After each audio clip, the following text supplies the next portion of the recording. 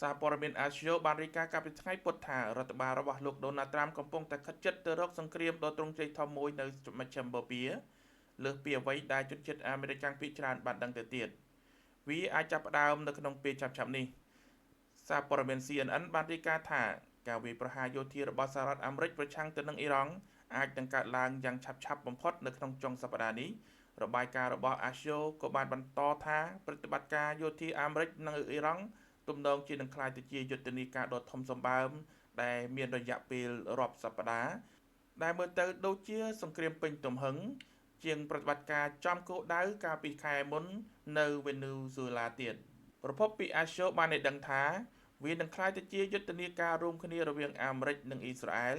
ដែលមានវិសាលភាពធំជាងសង្គ្រាម12ថ្ងៃដែលដឹកនាំដោយអ៊ីស្រាអែលកាលពីខែមិថុនា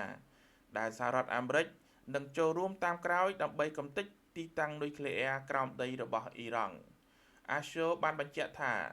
សង្គ្រាមបែបនេះនឹងមានឥទ្ធិពលយ៉ាងខ្លាំងដល់តំបន់ទាំងមូល